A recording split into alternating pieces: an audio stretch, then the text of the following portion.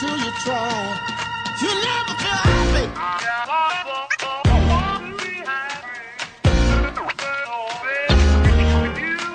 Vivre avec les VIH, c'est maintenant l'émission d'une heure chaque semaine pour parler des questions qui comptent dans la vie des séropositifs, de ceux qui les aiment, mais aussi pour parler de santé sexuelle et de prévention.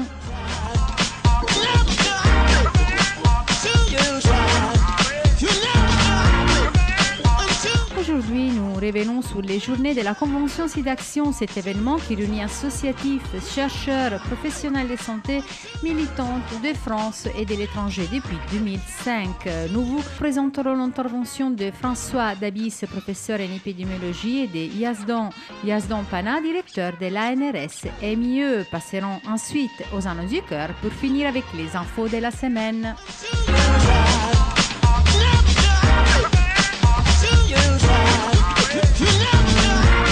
Comme d'habitude, pour réagir à tout ce que vous entendez, vous pouvez nous appeler au 01 40 40 90 25 ou encore mieux, vous pouvez laisser un message sur notre site Comité des familles. Nous avons également un Twitter, VIH Radio et notre page Facebook Comité des familles.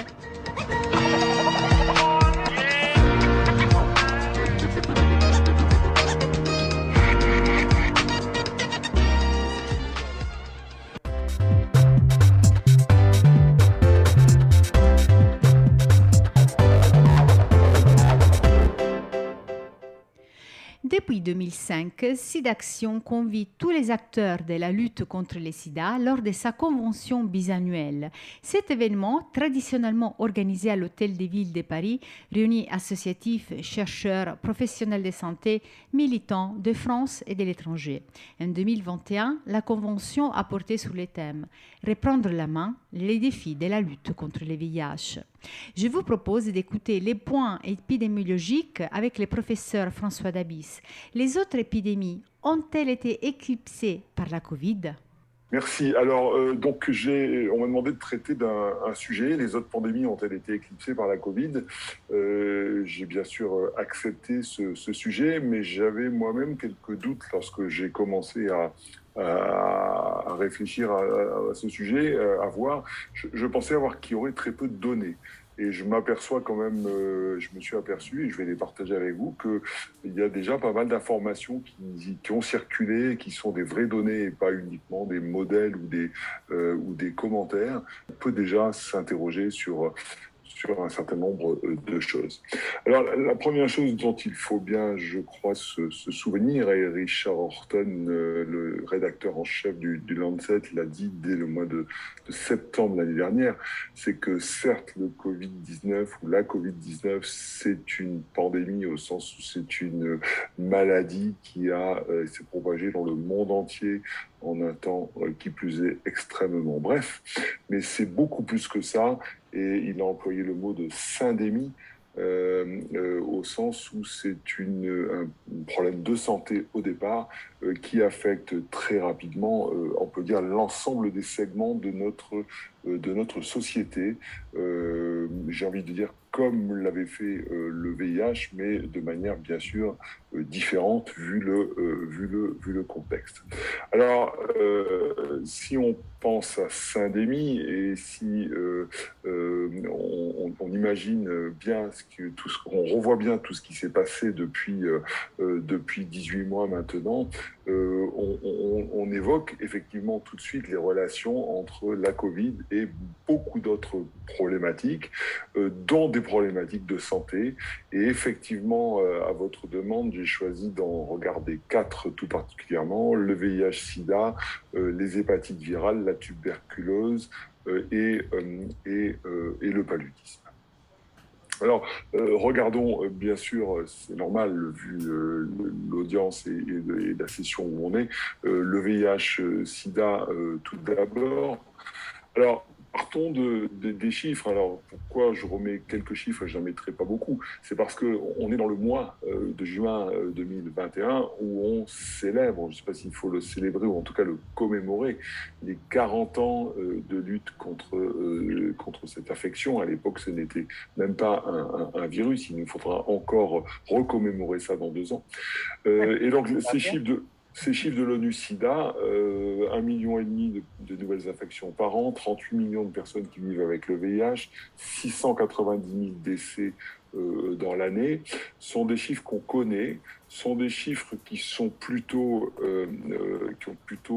qui tiennent compte d'améliorations extrêmement sensibles dans tous ces domaines au cours des années écoulées.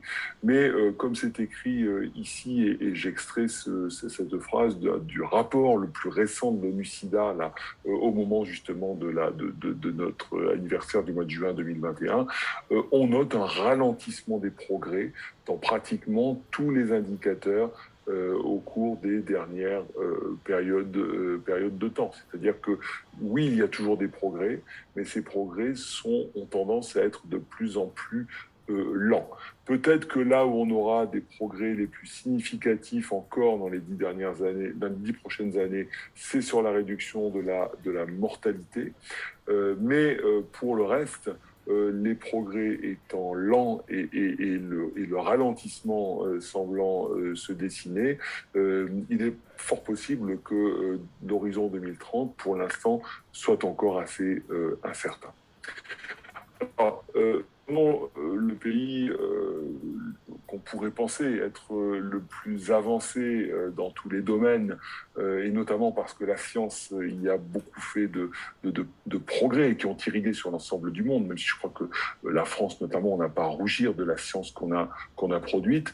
Eh bien, la semaine dernière également, le CDC, le MNWR, la revue épidémiologique du CDC américain faisait un bilan sur la période 81-2019, avec bien sûr sur la période de 80-99 une baisse de 73% des nouvelles infections annuelles, mais quelque chose de totalement affligeant et qui renvoie à la question des inégalités en santé, le fait que dans les infections, dans la période la plus récente, notamment l'année 2019, la plus grande partie des infections maintenant, presque la plus grande partie, touchait les Noirs américains et les Hispaniques. Je crois que les Noirs américains, on est passé de 25 à 40% des nouvelles infections sur cette période. Alors, clairement, parmi les échecs, enfin en tout cas les choses qui n'ont pas bien fonctionné encore entre la découverte scientifique et leur usage à large échelle, c'est la PrEP.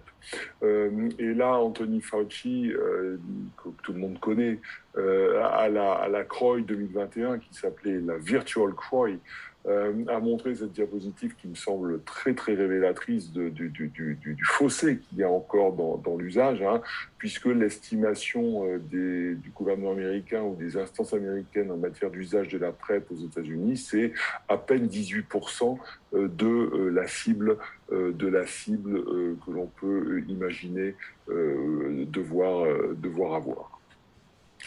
Alors, ayant tablé un peu, ayant montré ce schéma général de positionnement du VIH en l'état actuel des choses, avec des tendances lourdes qui ne sont pas les tendances qu'on souhaiterait voir, je voudrais examiner avec vous très rapidement comment le Covid a pu perturber encore plus tout ceci, avec trois dimensions, le test, la rétention dans les soins, et la suppression virale. Alors commençons par regarder par le test.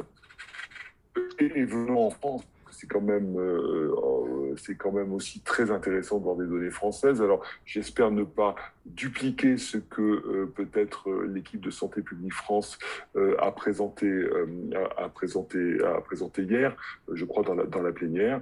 En tout cas, ce que je montre ici, c'est qu'on avait une tendance lourde là, cette fois-ci, mais dans le bon sens, d'augmentation de l'usage du dépistage au cours des 7-8 dernières années. Et ce que l'on voit très très bien sur l'année 2020, c'est cette cassure extrêmement marquée pendant de nombreux mois et un retour à une situation qui n'est encore pas normale de ce point de vue-là. De la même manière, en ce qui concerne la PrEP en France, la cassure sur les mois de confinement était de l'ordre de 36%. Sur la période suivante, encore moins 19%. Donc vous voyez qu'ici, alors qu'on est déjà en dessous des cibles que l'on souhaite avoir, on a perdu des opportunités relativement importantes en la matière. Pour la au travers de ces chiffres que je viens de donner et également d'autres données que je n'ai pas montrées d'une enquête qui a été menée sous l'égide de Santé publique France, eh bien, donc 3 choses. L'activité de dépistage a chuté, et elle a chuté pour le VIH comme elle a chuté pour les infections sexuellement transmises bactériennes durant le premier confinement. Les autotests n'ont pas compensé ces pratiques de dépistage plus classiques qu'on avait depuis fort longtemps. Incontestablement, le recours à la PrEP a été partiellement interrompu et on n'a pas encore retrouvé les niveaux que l'on attendait. Enfin, et ça c'est les données d'enquête dont je viens de parler, chez les HSH, les vulnérabilités spécifiques de santé préexistantes liées à l'isolement ou à la consommation de produits plus les vulnérabilités socio-économiques qui ont été parfaitement documentées maintenant, font craindre quand même beaucoup de problèmes encore sur l'année 2021, où en plus on a encore vécu un autre confinement, et la sortie de crise est encore un petit peu incertaine.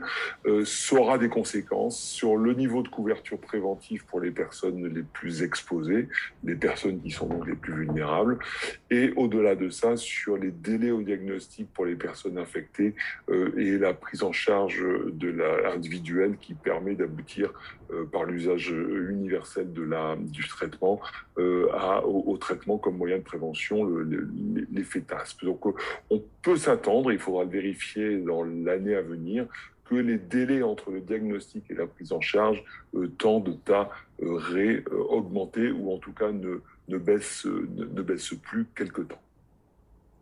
Alors, le deuxième point, c'est la rétention dans les soins. Pour la rétention dans les soins, je vais nous projeter en fait dans le pays où s'il devait y avoir un problème, ce problème aurait été le plus facile à détecter, mais aussi le plus important en termes de conséquences, c'est l'Afrique du Sud. Et je fais référence ici à une publication parue dans le Lancet en février de cette année concernant la région du KwaZulu-Natal, avec 2 spécificités. La première, c'est que c'est probablement l'endroit au monde en termes de large population où l'épidémie est encore VIH est encore la plus active. Et deuxièmement, c'est le pays et donc la région, une des régions de ce pays où les mesures restrictives liées au Covid ont été les plus massives et les plus violentes. Alors, ce que vous voyez ici, c'est la tendance, lissée par l'effet de saisonnalité, de la manière dont la collection des antirétroviraux dans les centres de délivrance de ces médicaments a évolué pendant les périodes qui précédaient. Et ici, vous avez ce qui s'est passé pendant la période de Covid avec les différents niveaux de confinement que les Sud-Africains ont mis en place. Et somme toute, on voit que ça ne s'est pas si mal passé que ça de ce point de vue-là en Afrique du Sud. Et donc, on n'a pas eu tellement probablement d'interruption de traitement. Par contre, ils décrivent, et c'est un autre graphique que je ne présenterai pas aujourd'hui, les mêmes problèmes en matière de dépistage et donc d'initiation de traitement que nous avons vécu. Donc voilà un effet relativement modeste, évidemment dommageable, mais relativement modeste sur la persistance des services de prise en charge des personnes vivant avec le VIH. Je ne présente pas de données françaises, tout simplement parce que grâce à la téléconsultation, grâce à l'organisation de notre système hospitalier et extra-hospitalier, nous savons tous, et nous dans l'Ecorévie, on a pu constater qu'on arrivait assez bien à organiser les choses dans le contexte des confinements successifs. Alors, restait un dernier point, peut-être, en rapport avec la suppression virologique, mais pas du tout en rapport avec le traitement, c'est est-ce qu'il y a des effets directs de la Covid sur l'affection à VIH. Et là, je vais vous renvoyer une présentation qu'avait fait Julia Del Amo, une épidémiologiste madrilène, au cours de la CROI virtuelle de cette année. Et je vais prendre cette diapositive de conclusion pour aborder les quelques points qui étaient importants et sur lesquels elle apporte, je crois, des réponses assez convaincantes. Est-ce que les personnes vivant avec le VIH étaient à plus grand risque à plus grand risque d'être testées par le SARS?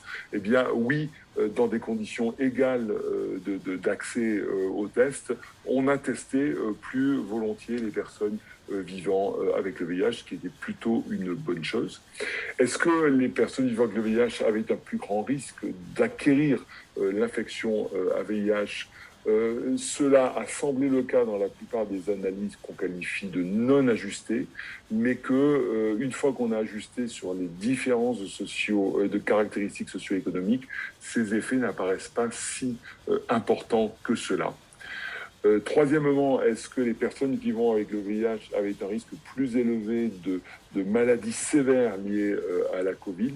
À nouveau, les analyses non ajustées le laissaient penser, mais tout ceci semble plutôt en rapport aujourd'hui à des effets intermédiaires que liés à des comorbidités, diabète, hypertension et autres.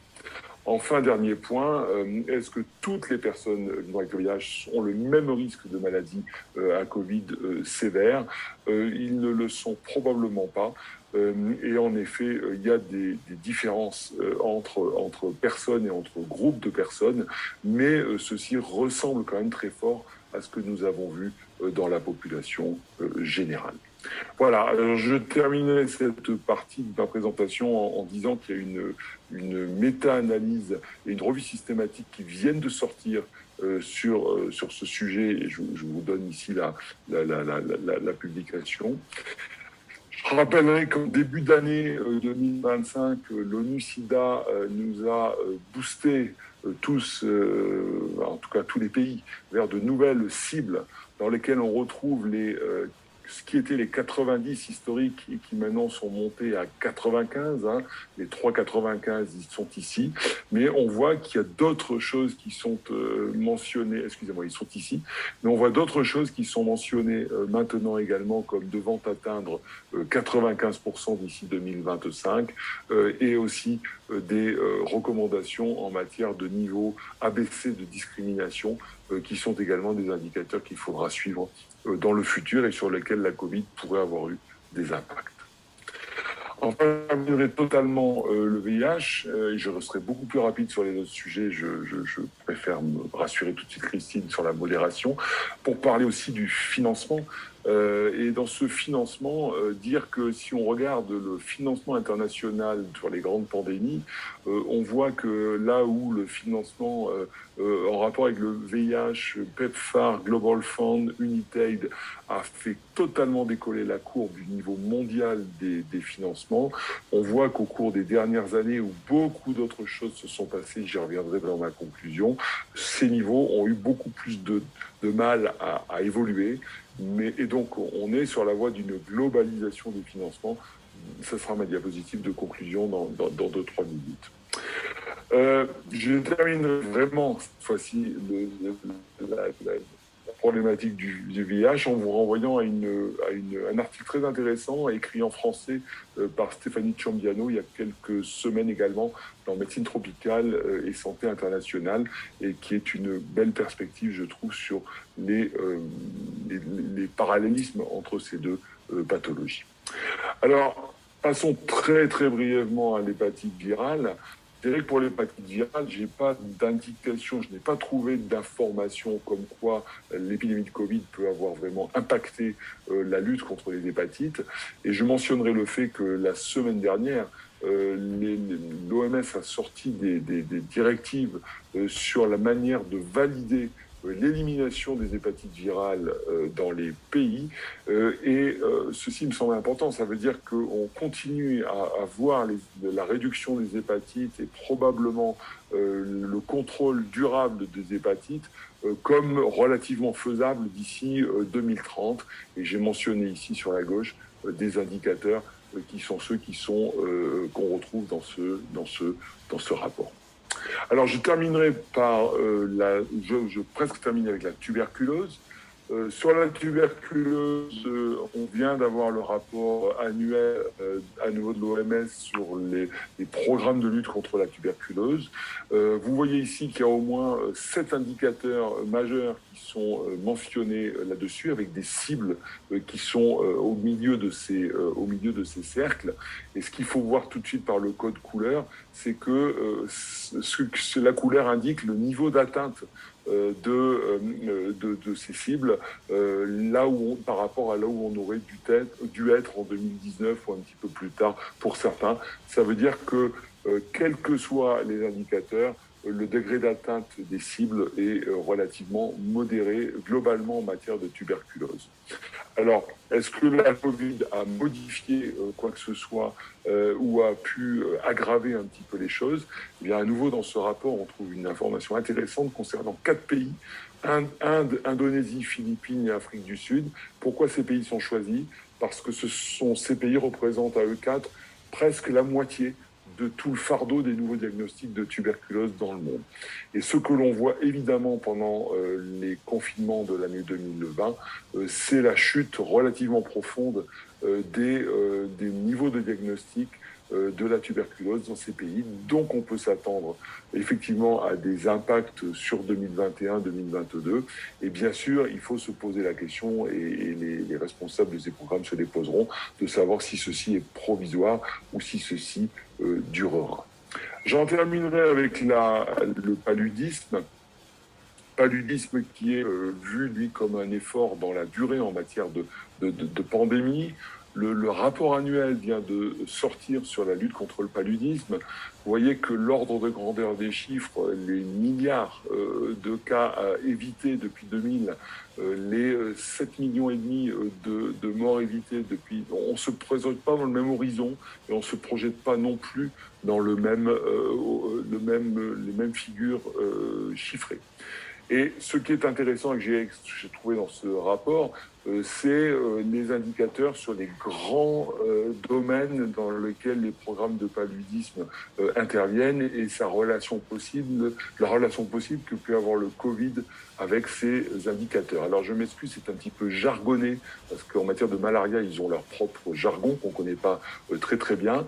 Donc premier idem, et il est en vert foncé pour dire pour moi c'est très bien, tous les pays qui avaient programmé des campagnes de chimioprévention du paludisme saisonnier étaient en passe de les terminer en 2020-2021, malgré de légers retards dans certaines régions.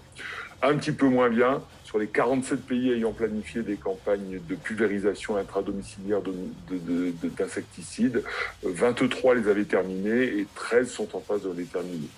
Un peu plus neutre, plusieurs pays ont terminé leur campagne de distribution de moustiquaires imprégnés de longue durée et un certain nombre sont encore en train de les distribuer, mais on voit qu'on n'a atteint même pas la moitié de la cible. Enfin, ce qui semble beaucoup plus problématique, c'est les dysfonctionnements qui ont été constatés pour l'accès à un traitement antipaludique efficace au cours de l'année 2020-2021. Voilà, donc je voudrais terminer en posant peut-être la question de la manière dont elle a été posée dans le programme, c'est les autres pandémies seront-elles éclipsées dans l'après-Covid, puisqu'on espère tous, on est quasiment convaincus qu'on va sortir quand même d'une manière ou d'une autre de la Covid. À mon avis, les problèmes sont d'une nature très différente maintenant. C'est l'évolution des programmes ou des efforts en matière de couverture de santé universelle. Le problème qu'on a vu qui a été extrêmement aigu pendant la Covid de ressources humaines en santé qui sont inadéquates dans la plupart des parties du monde, y compris dans la nôtre.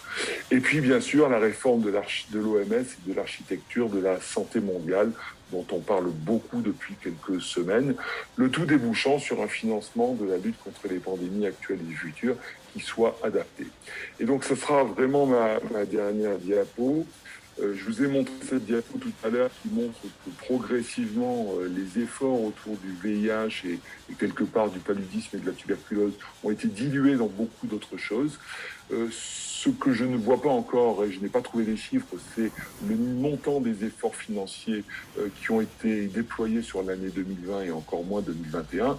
Et vous voyez qu'avec l'existence de COVAX et tout ce qui va avec, sur les diagnostics, les traitements, les vaccins, il est évident que cette courbe va augmenter d'une manière artificielle, mais d'une manière extrêmement conséquente, et donner l'impression que les financements internationaux sur la santé mondiale sont en évolution.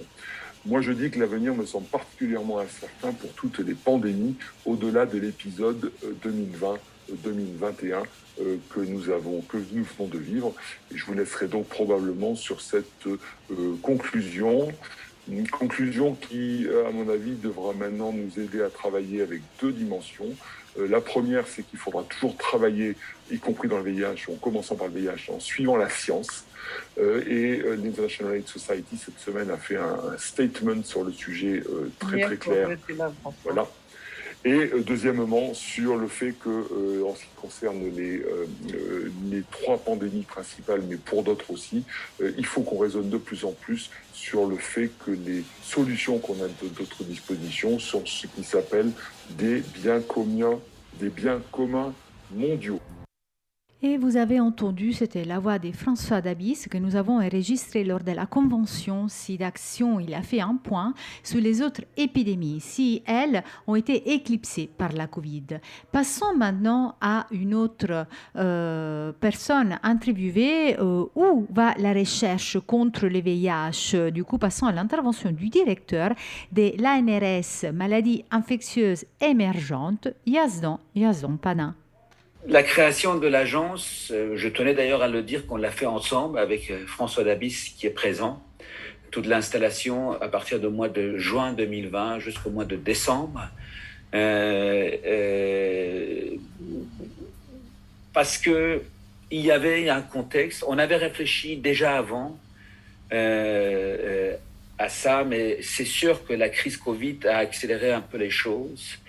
Et l'idée de créer, en réponse à l'exigence, une meilleure coordination de la recherche dans les maladies infectieuses et émergentes, au-delà des VIH et hépatites, avec le modèle ANRS, avec ce qu'a représenté ANRS dans le VIH, hépatite, les IST et la tuberculose, et avec ce que pouvait apporter Reacting, qui était beaucoup plus petit, mais qui avait depuis quelques années travaillé autour de l'émergence.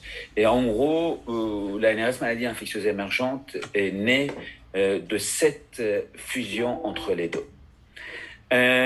En fait, on est sur exactement le même principe auquel je tiens. On n'est pas une agence de financement. On est une agence d'animation, de coordination, d'évaluation et de financement. Et ça, je pense que c'est extrêmement important à rappeler parce que c'est le modèle ANRS et un modèle auquel on tient. Le périmètre, bien sûr, il y a le VIH, les infections sexuellement transmissibles, les hépatites, la tuberculose, dans lesquelles on rajoute les maladies infectieuses émergentes et réémergentes. Donc, l'ANRS historique plus les infections émergentes et émergentes en ce qui concerne la nouvelle thématique. L'idée, c'est vraiment d'essayer d'impulser des projets structurants. Je reviendrai là-dessus, mais être aussi à l'écoute des chercheurs et surtout essayer vraiment de ne pas dupliquer. J'ai parlé de périmètre. C'est au moment de la création de l'agence, on ne sait pas ce qui va se passer dans l'avenir, mais vraiment, c'est à un moment donné, au moment où il y a des gens qui voulaient qu'on fasse que des infections émergentes virales. Moi, je n'étais pas tellement d'accord. Imaginez qu'on a une émergence bactérienne, on va l'air à avoir un peu con en disant on a une infection, une agence d'émergence, il n'y a pas de bactéries dedans. Par contre, il y a des sujets qui ne sont pas dedans parce qu'on a pensé qu'il faut faire des choses étape par étape. Par exemple, l'antibiorésistance, pour l'instant, on ne l'a pas mis dedans. c'est vraiment un continuum entre la recherche fondamentale, recherche transactionnelle, épidémiologie, modélisation, sciences sociales. C'est un peu le même principe que la NRS. On essaye vraiment de couvrir l'ensemble des champs thématiques. Par rapport à la NRS historique, s'intéressant à l'émergence, 75% des émergences venant de l'animal à l'homme, étant des zoonoses, on ne peut pas ne pas travailler sur l'animal et l'environnement. Donc l'idée, c'est vraiment aussi d'intégrer et de réfléchir sur le One Health. Et enfin, François en a parlé, le santé globale, je pense qu'il faut progressivement, de plus en plus, intégrer la notion de One Health. Là, c'est ce qu'on appelle l'organigramme de la nouvelle agence. C'est juste, alors c'est un peu petit, hein, mais c'est pour vous dire, on prend la même chose que l'ancienne agence, mais on a rajouté un certain nombre de départements. Il y a bien sûr le département administration, recherche fondamentale, recherche clinique avec la pharmacovigilance, la recherche en santé publique, mais on a rajouté de nouvelles thématiques. Il y a la thématique innovation qu'on a rajoutée, et parce qu'on a pensé que l'innovation, au-delà de vaccins, traitements et tout ce qui est diagnostic, c'est très important. Le partenariat public-privé est très important. Donc, c'est quelque chose qu'on a rajouté. On a rajouté deux départements transversaux, un qui est soutien structurant à la recherche et un qui est partenariat, qui n'est pas là, d'ailleurs, je ne comprends pas pourquoi, mais ah oui, il est en haut, stratégie à partenariat. Donc, c'est deux départements qui sont beaucoup plus transversaux. Alors, il n'y a plus le département sud, mais le Sud va être hyper important et on a pensé que ce sera plutôt international que le Sud et vraiment dans le département stratégie et partenariat. Alors, il y a un certain nombre de gens qui vont arriver. L'idée, c'était d'essayer d'avoir, donc par exemple, sur le département innovation, il y a quelqu'un qui va commencer à la fin du mois, qui est Catherine Bilger, qui arrive de l'ONU-SIDA pour reprendre le département. Elle a travaillé sur l'innovation, notamment dans le passé à l'ONU-SIDA, et elle va arriver pour travailler pour la recherche. Enfin, on a fait quelques changements, et c'est un mix de ceux qui travaillaient sur la NRS, beaucoup plus nombreux et quelques personnes au niveau de Reactic. On a un nouveau directeur adjoint qui est chargé des infrastructures et des affaires européennes, qui est Hervé Raoult, qui s'occupe toujours d'ailleurs du P4 de Lyon. On a un conseil d'orientation, que vous savez, c'est un peu l'office de conseil d'administration de la NRS. La présidente, c'est Isabelle Richard, qui est vice-doyen de l'université de Angers, qui était par ailleurs dans le passé conseillère de Frédéric Mittal, mais elle n'est plus en matière de recherche, donc elle est la nouvelle présidente conseil d'orientation. On a demandé à Sharon Levin, qui a plus de passé en dehors de VIH que tout le monde connaît, mais il a aussi un passé autour de l'émergence, parce qu'il s'occupe de l'équivalent de Reacting en Australie, de devenir la présidente du conseil scientifique de la NRS, maladies infectieuses émergentes, et on est en train de refaire les membres, gardant moitié et ajoutant une moitié de maladies infectieuses émergentes. Donc vous voyez, voilà un peu pour vous essayer de comprendre la nouvelle organigramme. Vous avez vu par ailleurs qu'on veut vraiment mettre de plus en plus de femmes aux différents niveaux de la coordination et de la direction. Ça, c'est les différentes, finalement, missions de l'agence: animation, évaluation, soutien structurant, appel à projet.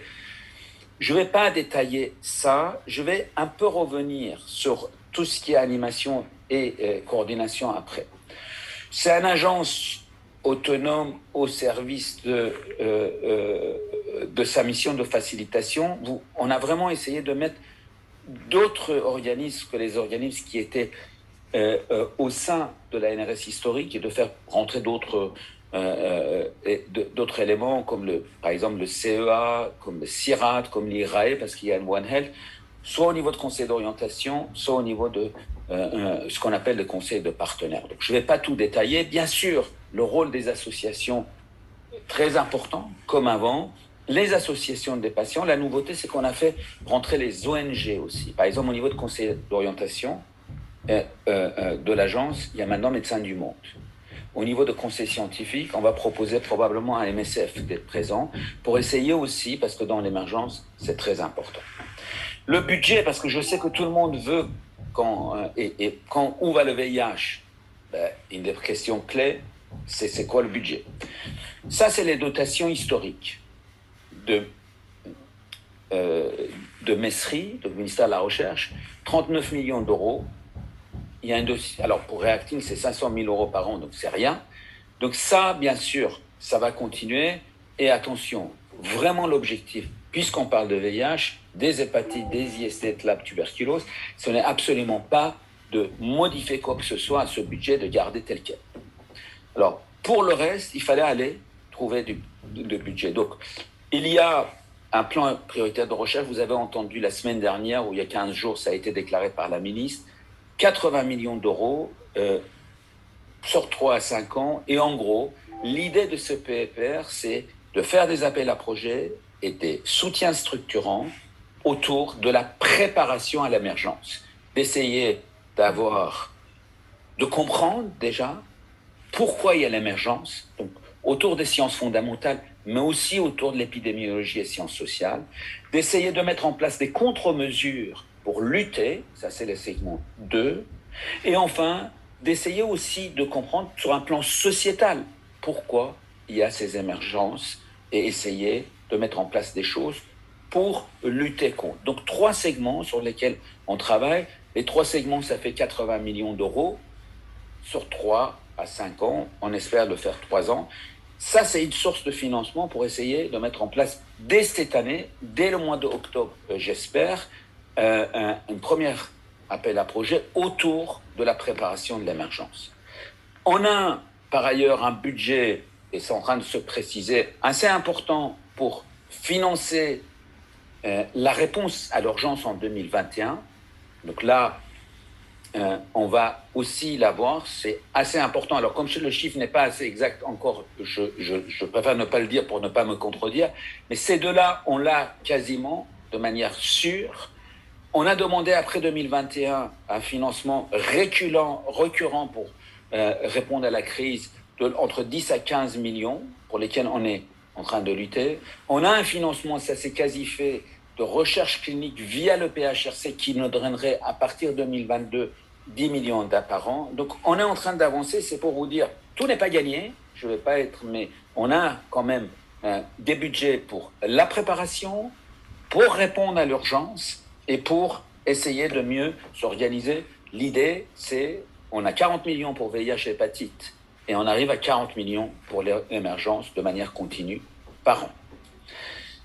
Alors, cette partie-là, c'est important parce que c'est là où je veux aussi vous dire c'est quoi un peu l'idée sur l'organisation de l'animation scientifique.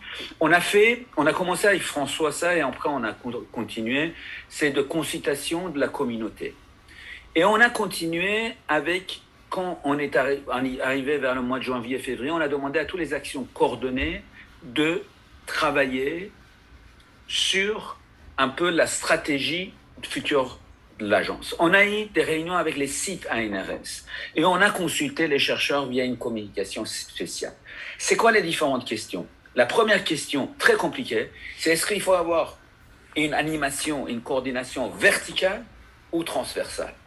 Je peux vous dire que ce n'est pas une question simple. Vous allez voir, on a une réunion stratégique avec l'ensemble des présidents des CSS et actions coordonnées début juillet. Probablement, ça va être vertical avec des actions transversales. Actuellement, vous voyez les actions coordonnées historiques de VIH, des hépatites, auxquelles on a rajouté le Covid où il y a beaucoup de choses, les arboviroses parce que ça existait déjà, les fièvres hémorragiques, auxquelles on va ajouter une autre action coordonnée sur les pathogènes à tropisme respiratoire Et on veut quand même rajouter des actions coordonnées transversaux sur la modélisation, ça c'est déjà en place, sur les sciences sociales. Et l'objectif de la réunion que je vais vous présenter tout à l'heure avec l'ensemble, c'est d'essayer de trouver de plus en plus ces actions transversales. La deuxième chose, c'est qu'on va vraiment essayer de travailler sur cette continuum de recherche et mélanger plus le fondamental et clinique parce qu'on pense que c'est important. Comme je vous ai dit, avoir des actions structurantes et donc pour ça, j'ai demandé à l'ensemble des actions coordonnées de définir 2 ou 3 axes qu'ils considèrent importants sur lesquels travailler sans pour autant ne pas écouter le terrain et avoir des appels à projets génériques. Je vous montre les exemples. La C41 m'a déjà répondu. Et donc la C41, donc c'est recherche fondamentale. Et en gros, ils disent qu'ils ont défini ces stratégies prioritaires pour eux sur la base des forces de la recherche en France, après identification des domaines de recherche et compétitivité par rapport à la recherche au niveau international et par rapport à des axes à renforcer en vue de contexte et des questions de priorité scientifique internationale. Et ils ont défini par exemple 3 axes. Mécanisme de régulation et persistance de l'infection VIH, mécanisme de développement et de la prévention des comorbidités liées à l'infection VIH, mécanisme d'induction et réponse immune optimale et développement des stratégies thérapeutiques visant les fonctions de l'hôte. On a posé les mêmes... Alors, et par ailleurs, excusez-moi, ils ont proposé aussi, parce que je leur ai demandé, des actions transversales qu'on peut avoir avec d'autres domaines fondamentaux en virologie, par exemple, ou même sur l'ensemble des pathogènes. Par exemple, l'évolution de la phylogénie des virus, facteurs viraux et cellulaires de la barrière espèce, etc., où on peut peut-être mettre des choses, des groupes de travail au niveau transversal. J'ai posé la même chose pour la recherche en santé publique. Alors eux, ils sont bien sûr plus allés sur le dépistage, sur la PrEP, sur comment caractériser les transformations sociales de nouvelles normes préventives, sur la prévention et l'information en santé sexuelle. Je ne vais pas détailler, mais je peux vous dire qu'avec le Covid, les nouvelles technologies vont prendre un coup de fouet majeur sur tout ce qui est prévention. Majeur. Survivre, qu'on soit jeune ou vieillir avec le VIH, là aussi, l'empowerment va prendre un point essentiel. Donc, en fait, on a demandé à chacun des AC ça. D'une part, c'est quoi les stratégies et par ailleurs, c'est quoi les thématiques transversales. Et là, par exemple, pour eux, ils m'ont dit public précaire, mieux comprendre les barrières ou la médecine générale ou de première ligne. 2 minutes, en fait, Yazdan. Oui, on demande de ne pas déborder. Oui, 2 minutes, j'ai fini. Avec j'ai presque fini. Et en fait, donc du coup, on a une réunion le 9 juillet, avec l'ensemble des AC et l'ensemble des sites aussi, pour mettre en place une première ébauche de plan, pour mettre une première ébauche de plan stratégique au niveau des axes sur lesquels on veut travailler et de la transversalité. Ça, c'est je finis avec ça.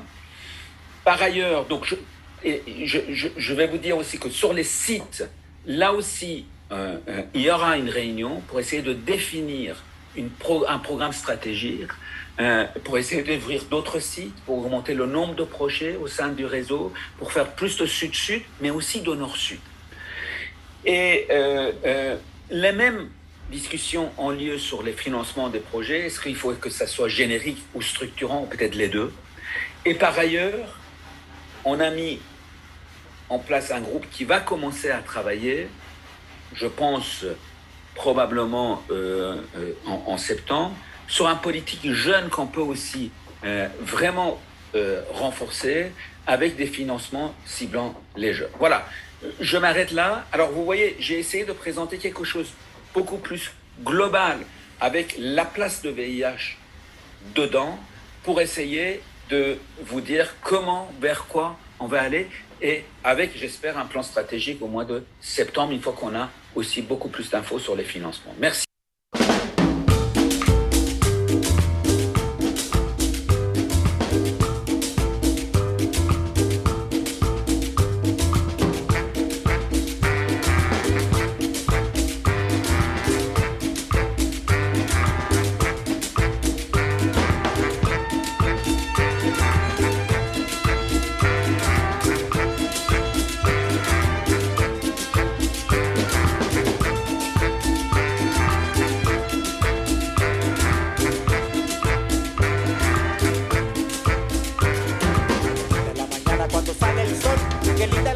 cuando sale el sol.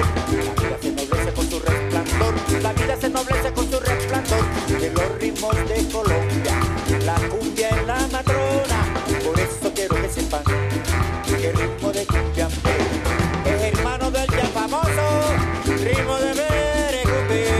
Qué bonita Margarita, qué bonita Margarita, qué bonita Margarita, qué bonita Margarita.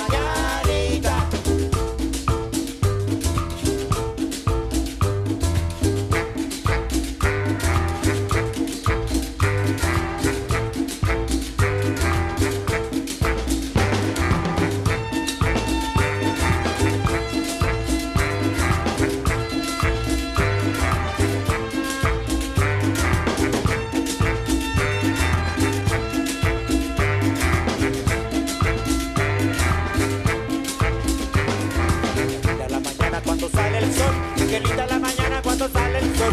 La vida se ennoblece con su resplandor, la vida se ennoblece con su resplandor. De los ritmos de Colombia, la cumbia es la matrona. Por eso quiero que sepan que el ritmo de Cuyambe es hermano del ya famoso ritmo de Berecumbe. Qué bonita Margarita, qué bonita Margarita, qué bonita Margarita, qué bonita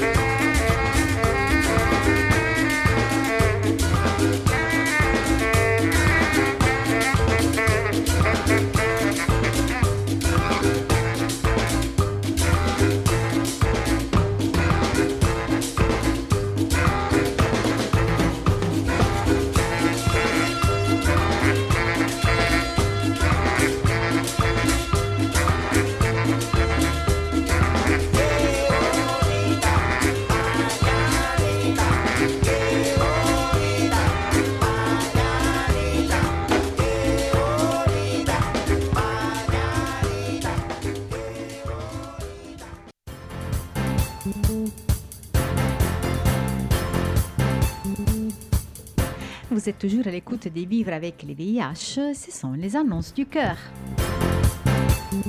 Les annonces, vous les trouvez sur notre site internet comitédesfamilles.net. Vous pouvez vous inscrire avec une mail valable et une fois inscrit, vous pourrez échanger, poster votre annonce, échanger, écrire, répondre. Et si vous êtes un peu gêné ou vous voulez notre aide pour préparer votre annonce, vous ne savez pas comment faire, n'hésitez pas. Nous répondons 01 40 40 90 25. Aujourd'hui, je vais vous lire quelques dernières annonces. Salut à tous, je suis Fiona, femme de 39 ans d'origine camerounaise, résidente au Cameroun, plus précisément à Yaoundé. Je souhaite rencontrer des personnes du même statut sérologique que moi, du sexe confondu et des préférences de ma tranche d'âge avec qui je peux causer en toute confiance et sans réserve. Bonjour, tout d'abord, je vous souhaite à tous de trouver l'âme sœur et le bonheur. J'ai 35 ans, je suis métisse, j'ai un enfant de 8 ans, un garde partagé. Je vis en Île-de-France, mais j'ai comme projet de vivre dans les secteurs de Montpellier d'ici quelques années maximum, c'est à voir. Je recherche une femme d'origine maghrébine de préférence, mais je ne suis pas fermée à d'autres origines. Au-delà du physique, c'est le feeling qui sera essentiel, le but étant de faire connaissance avec objectif de pouvoir se marier et construire un vrai projet de vie. Merci de me contacter si vous correspondez aux critères.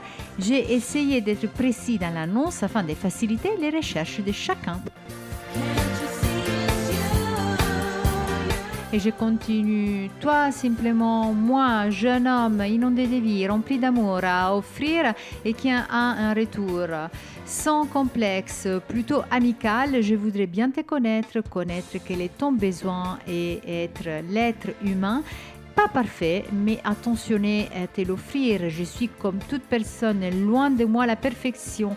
Je suis âgée de 33 ans, l'air plutôt innocent et timide. Laisse-moi te montrer que je reflète véritablement mon âge. Camerounaise, chrétien, je me proclame, je suis fière de l'être, bien plus que les valeurs chrétiennes. J'ai un regard pesant sur les valeurs humaines. Derrière cette plume se cache une personne aussi naturelle comme l'a voulu le Créateur. Sois cette jeune dame fière d'elle, forte, et laisse-moi te respecter ainsi. Je gagnerai ton respect.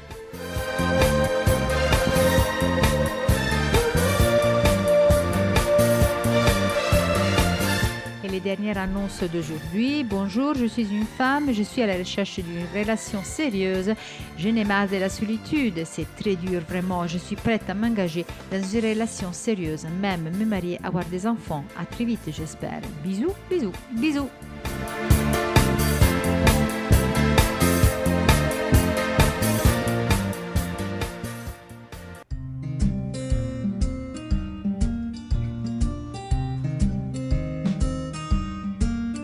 Passons comme d'habitude à la fin de cette émission aux quelques infos que nous avons retrouvées cette semaine. Les États-Unis, une baisse de 73% des infections au VIH.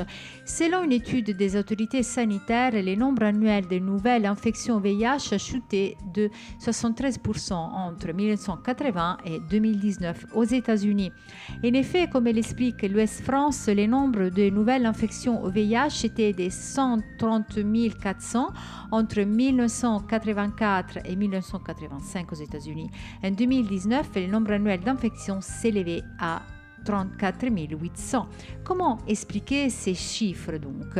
Selon les médecins Rochelle Walensky, la baisse est due au travail et à la collaboration depuis des décennies entre scientifiques, patients, militants et population. Les outils de prévention jouent également un très grand rôle dans la lutte contre le VIH, notamment la PrEP qui permet d'empêcher la transmission du virus. En effet, elle est efficace à 99%. Cependant, en 2019, seulement 23% des personnes éligibles y ont eu accès. 63% de ces personnes étaient des personnes blanches, seulement 8% des personnes noires. Quand on sait que la proportion des nouvelles infections VIH a augmenté de 29 à 41% pour la communauté noire. Cela est bien problématique. La lutte contre les inégalités, en particulier aux États-Unis, est importante pour que tous les individus puissent avoir accès à des soins.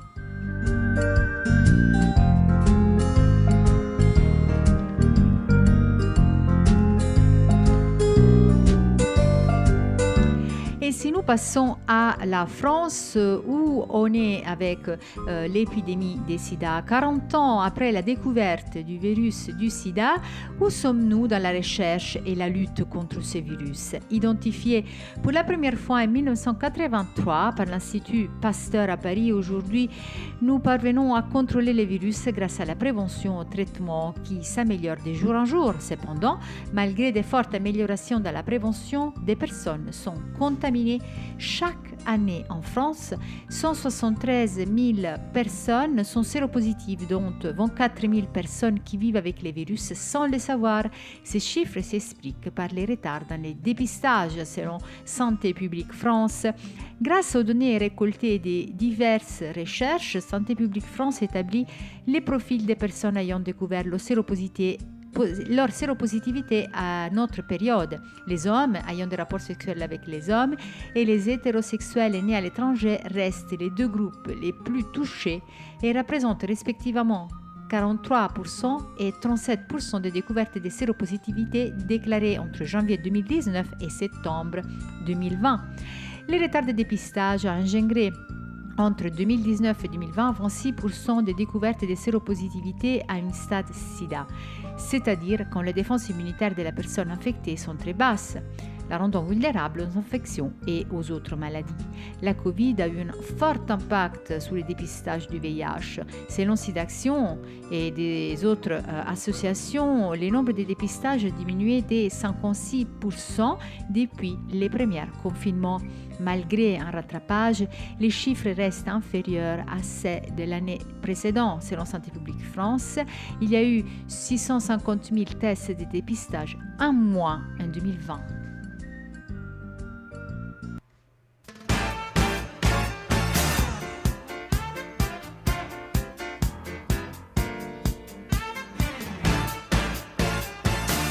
Et nous sommes arrivés à la fin de l'émission Vivre avec les VIH d'aujourd'hui. Je vous donne rendez-vous à la semaine prochaine pour la dernière émission de la saison, pour reprendre bien en septembre avec tous les invités en plateau en espérant que cette pandémie de Covid soit derrière nous. Pour le moment donc, rendez-vous à la semaine prochaine et à très bientôt.